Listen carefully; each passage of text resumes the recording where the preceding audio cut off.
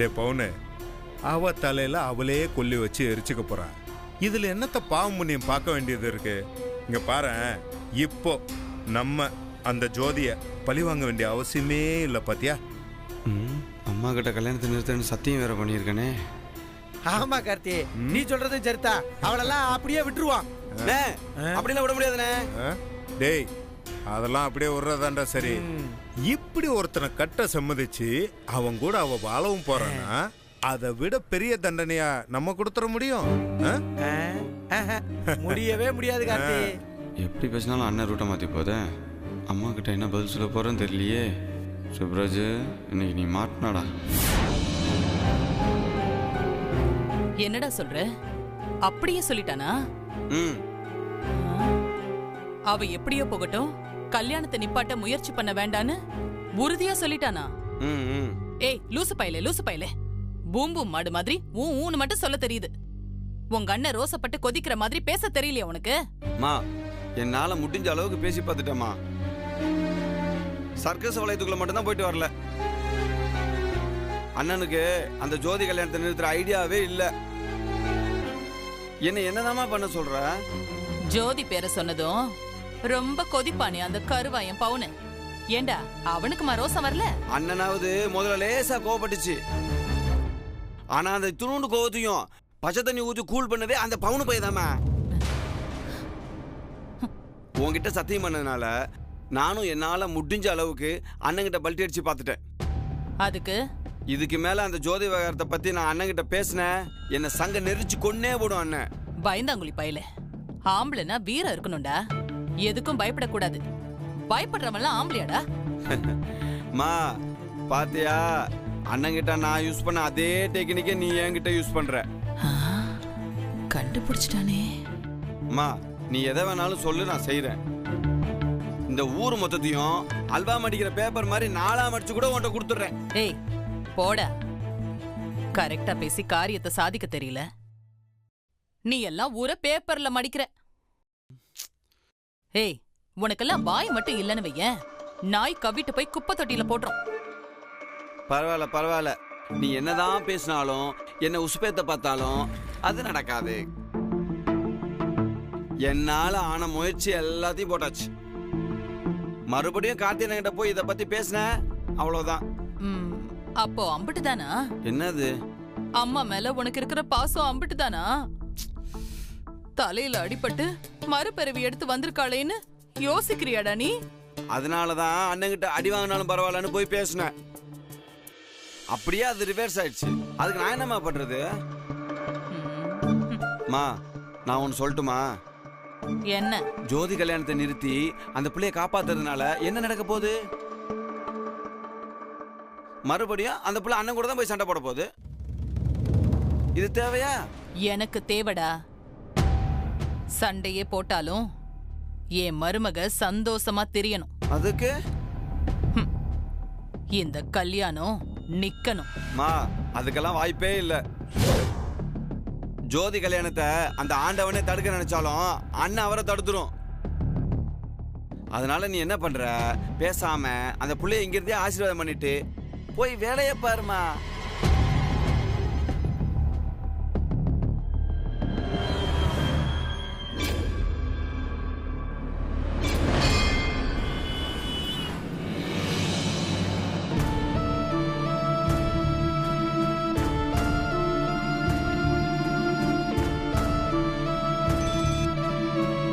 சொல்லுடி. ஏய், நாளைக்கு 10 to 11 முகூர்த்தம் வச்சிருக்காங்க. சத்ரபதி மண்டபத்துல கல்யாணமா? ஏய், என்னடி பிளான் பண்ணிருக்க? பிளான் பண்ணிக்கிட்டே இருக்கேன். நேத்து அந்த பையன் முத்துராஜ் ஜோதியோட ரூமுக்குள்ள அவளை கேட்காம கூட போய் ஏதேதோ அசிங்கமெல்லாம் பேசியிருக்கான். அத உங்க அண்ணன் கண்டுக்காம விட்டாரு. அந்த பொறுக்கி பையன் உங்க அம்மா கிட்ட என்னத்த சொன்னானோ, படக்குன்னு மறுபடியும் போனை புடுங்கிட்டு ரூமுக்குள்ளே செர வச்சு பிடிச்சு. ஒத்த சிட்டுக்குருவிக்கு எதிரா மொத்த கழுகு கூட்டமும் நிக்குதா? பாவண்டிய மருமக. அந்த பயல பாக்குறப்பெல்லாம் பாம்பு பாக்குற மாதிரி பயம் வந்தா கூட பரவாயில்ல. சாக்கடையில நெளியிற புழுவை பாக்குற மாதிரி அருவருப்பா இருக்குடி. நிமிஷத்துக்கு நிமிஷம் என் மக அவனால டார்ச்சர் அனுபவிச்சுட்டு இருக்கா. புரியுதுடி. நீ இருக்கேன்ற தைரியத்துலதான் மனசை நான் திடப்படுத்திட்டு இருக்கேன். ஏய், ஏதாவது செஞ்சிருடி. இத பாரு, எது நடந்தாலும் சரி, நீயும் என் மருமகளும் தைரியத்தை மட்டும் விட்டுறாதீங்க. ஓட்ட பந்தயத்துல முந்திக்கிட்டு ஓடுறவங்க போறான், ஜெயிச்சிட்டதா அர்த்தம் இல்ல. கடைசியா இருக்கிற எல்லா கோட்டை தொடணும். நாம தொடுவோம்டி. ஒரு பக்கம் தைரியம் மலை அளவு இருந்தாலும் கடுகளவு பயம் அம்பட்டு தைரியத்தையும் சரிச்சு போடுது. தாலி வந்துருச்சு, புது புடவையும் எடுத்துட்டாங்க. ஒவ்வொரு நிமிஷமும் உசுறு போய் உசுறு வருதுடி. கேக்குற என்னாலேயே தாங்க முடியலையே. எல்லா கொடுமையையும் கண்ணுக்கு நேரா பார்த்து அனுபவிக்கிற என் மருமக என்ன பாடுபடுறாளோ. என் வயித்துல பிறந்த பாவத்துக்கு அவன் இன்னும் என்னென்ன துன்பத்தை அனுபவிக்க போறாளோ. ஊர் உலகத்துல பெத்தவங்களையும் மத்தவங்களையும் ஏமாத்திர கழுதைங்களுக்கெல்லாம் நல்ல ஆத்த அப்பம் கிடைச்சிருக்காங்க. தங்கமான குணம் படைச்சவளுக்கு நான் வந்து தாயா வாச்சிருக்கேன். என் மக விடுற ஒரு சொட்டு கண்ணீரை கூட துடைக்க துப்பு இல்லாம இருக்கு. இத பாரு, நீ புலம்பாத. நாளைக்கு காலையில 9:55 வரைக்கும் நமக்கு டைம் இருக்கு. போராடணும்னு முடிவு பண்ணிட்டா புலி வந்தாலும் புறங்கையால அடிச்சுப்படணும். நீ என் மருமக கூடவே இரு, தைரியம் சொல்லு. நானும் தைரியம் சொல்லிட்டு தான் இருக்கேன். ஆனா அவதான் மனசே விட்டுட்டா. பத்தாததுக்கு அந்த பாவியோட இம்சை வேற. சத்தியமா சொல்றேன், அவெல்லாம் நல்லாவே இருக்க மாட்டான். நல்லவங்க சாபம் உடனே பழிச்சிரும். நல்லவனும் கெட்டவனும் அவன் யாரும் ஒரு தாய்க்கு மகன். அவ ஏன் பாதிக்கப்படணும்? இப்படி ஒரு புள்ளைய பெத்துப்புட்டு அவெல்லாம் நெஞ்ச நிமித்திக்கிட்டு திரிறாடி. ஜெயிலுக்கு போயிட்டு வர்றத ஏதோ படிக்க பள்ளிக்கூடம் போயிட்டு வர்ற மாதிரி சாதாரணமா சொல்றா. அவளோட தப்புக்கு அவளே அனுபவிப்பா. அந்த வேலையை கடவுள் பாத்துக்கட்டும், நாம நம்ம வேலையை பார்ப்போம். நாளைக்கு காலையில 10 மணிக்கு இந்த கல்யாணம் நடக்க கூடாது. அதுக்கு என்ன செய்யணுமோ அது செய்வோம். அப்புறம் அங்க என்னெல்லாம் நடந்துகிட்டு இருக்குன்னு அப்பப்ப எனக்கு போன் பண்ணி சொல்லிக்கிட்டே இரு. சொல்றேன். சரி, வச்சிரு.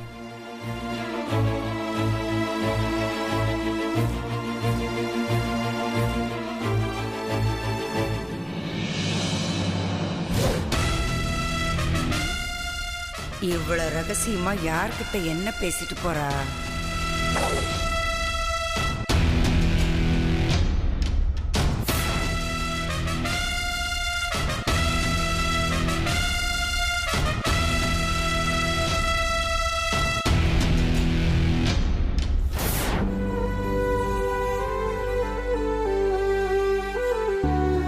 நாகு, ப்ளீஸ் நாகு, அத்தை அழுதுட்டு இருக்காங்க. வா நாகு, என் செல்லோல வா, அத்தை மேல அழுகுறாங்க. வா.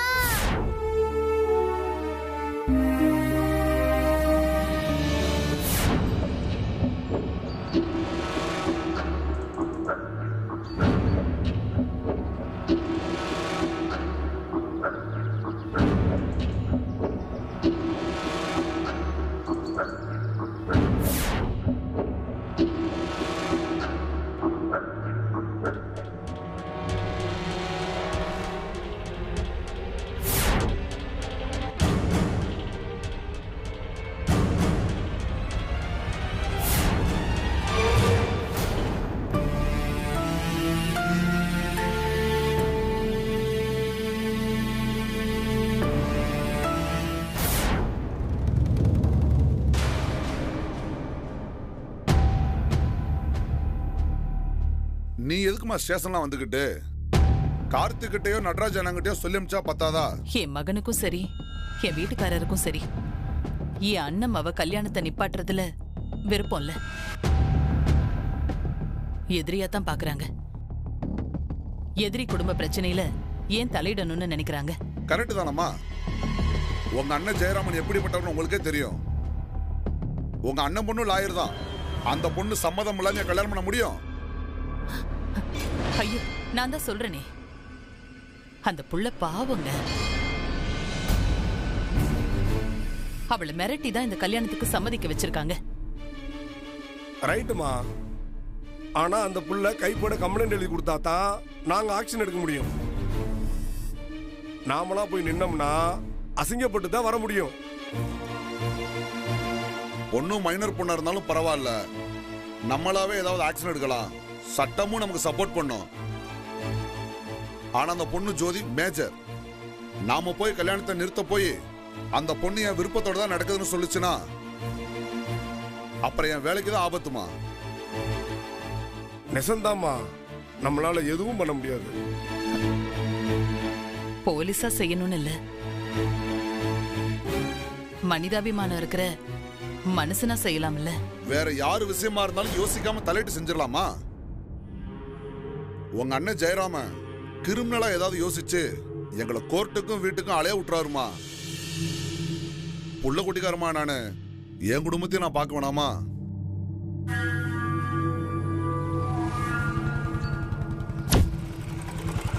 சித்தப்பாக்கு மொதல் ஃபோனை போட்டு அதை அனுப்பிச்சி விட்றேண்ணா. சரிண்ணே. லெட்டர் கொண்டு வந்தீங்களா? கொண்டு வந்திருக்கேன். இந்த விஷயத்தை அப்படியே விட்டுருங்கம்மா. நீங்க எஸ்பி ஆஃபீஸ்க்கே போனாலும் யாரும் உங்க அண்ணன் ஜெயராமனுக்கு எதிரா நிக்க துணிய மாட்டாங்கம்மா.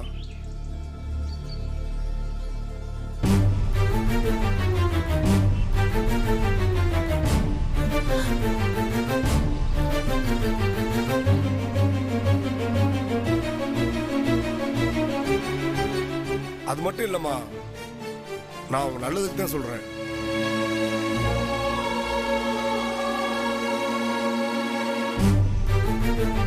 சொன்னது புரிஞ்சுதாமா? சரிங்க, அப்புறம் பார்க்கலாம். சரிம்மா. தம்பி ஒரு நிமிஷம். ஆட்டோ வாப்பா வா.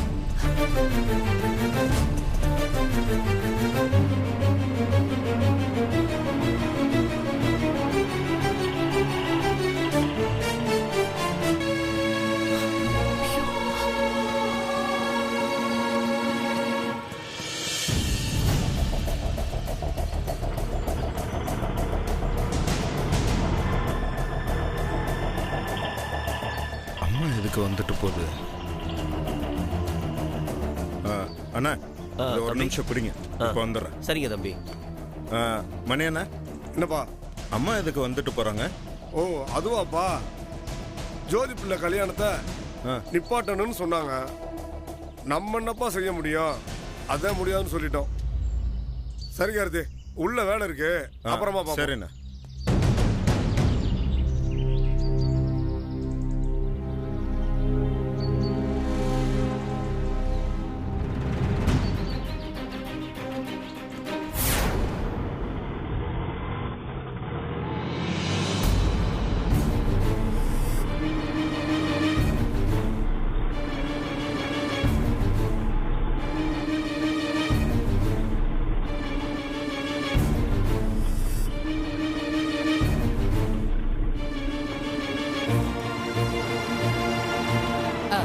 டிரைவர், கொஞ்சம் பொறுமையா போப்பா. சரிங்கம்மா.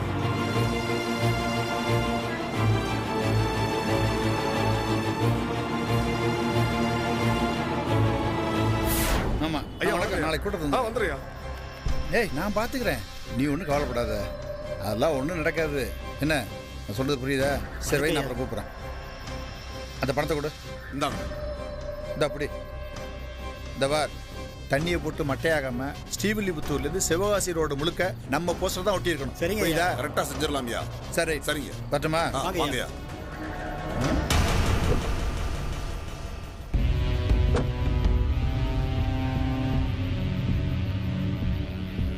டேய் ஜீவா, அண்ணா அந்த நடராஜன் பொட்டாட்டிய அப்பயே போக சொன்னேன்ல, இன்னும் வெயிட் பண்ணுது. சொன்னேண்ணா, எவ்வளவு நேரமானாலும் உங்களை பார்த்து அவனை சொல்லிட்டு பிடிவாதம் நிக்கிறாங்கண்ணா. அட மடப்பையில, அண்ணன் வர ரொம்ப நேரம் ஆகும்னு சொல்லி அப்பவே அனுப்பியிருக்க வேண்டியதானடா. அதையும் சொன்னேண்ணா, எவ்வளவு நேரமா இருந்தாலும் இங்கே இருந்து உங்களை பார்த்து பேசிட்டு போறேன்னு பிடிவாதமா நிக்கிறாங்கண்ணா. சரி, நீங்க யாரும் உள்ள வர வேண்டாம், இங்கே இருங்க. நீ போய் அந்த புள்ளைய மட்டும் உள்ள வர சொல்லு. சரி. அப்புறம் போஸ்டர்லாம் போதும்ல? போதுங்கய்யா.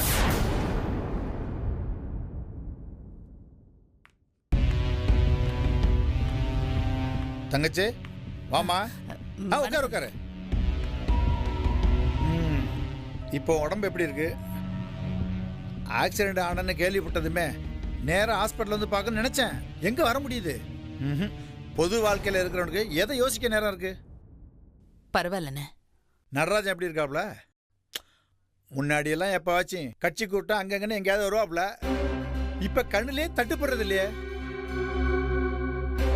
அவரை சொல்லியும் குறை சொல்ல முடியாது. கடை வியாபாரம் பெருகிடுச்சு. 10-15 ஊருக்கு பொருள் அனுப்பி வர சொல்லி பார்க்கறதுக்கு நேரம் சரியா இருக்கும்ல. அட நான் பாட்டுக்கு நன்மை பேசிட்டு இருக்கிறேன். நீ என்ன சாப்பிடுற? காஃபியா டீயா? டேய் அண்ணே, அதெல்லாம் ஒண்ணு வேண்டாம். ஏமா?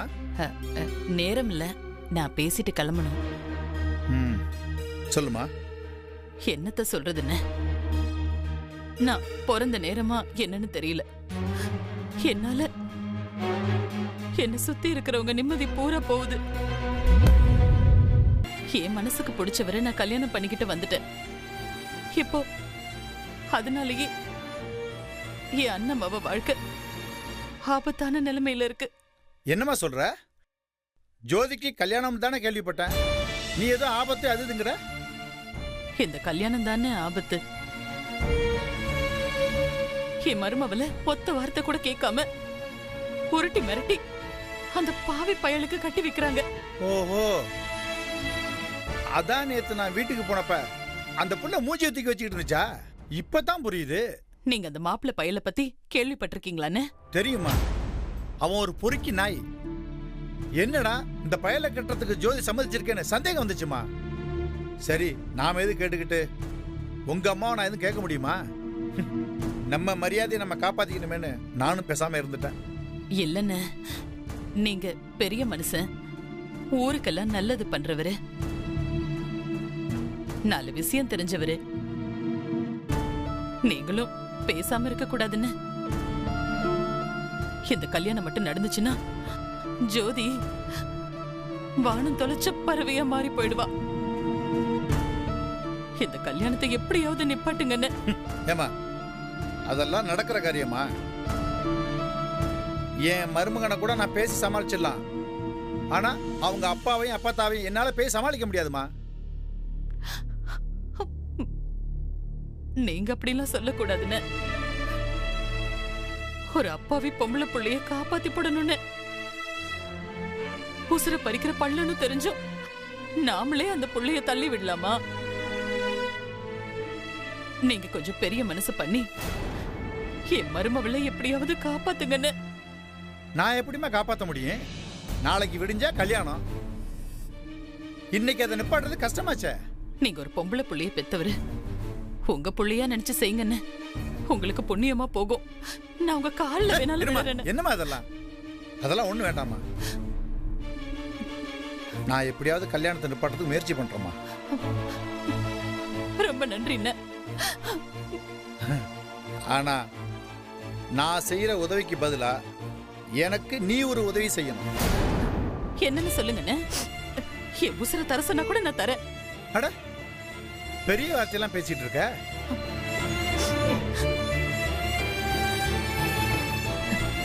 என்னென்ன யோசிக்கிறீங்க? என்னன்னு சொல்லுங்கண்ணே.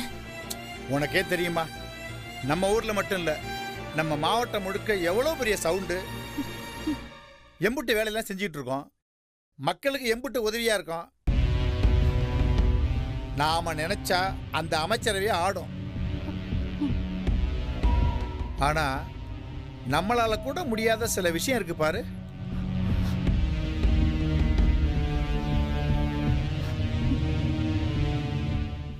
சரி, நான் நேரடியாக விஷயத்துக்கு வர்றேம்மா. நம்ம ஊர்லயே நான் தான் முதலா 3 ஸ்டார் ஹோட்டலே கட்ட போறேன். அதுக்கு அந்த கலெக்டர் பர்மிஷன் தர மாட்டேங்கிறான். ஏன்னா என் ஹோட்டல் கட்டுற பிளான்ல வாசல் வேற பக்கமா இருக்கான். அந்த பக்கம் பஸ் ஸ்டாண்ட் இருக்கா, அதனால முடியாதுன்னு சொல்றாமா. வாசல்ல மேற்கு பக்கம் வச்சா உடனே பர்மிஷன் கிடைச்சிடும். அப்ப அப்படியே செய்யலாம்னு. செய்யலாமா, ஆனா அங்கதான் ஒரு சின்ன சிக்கல்.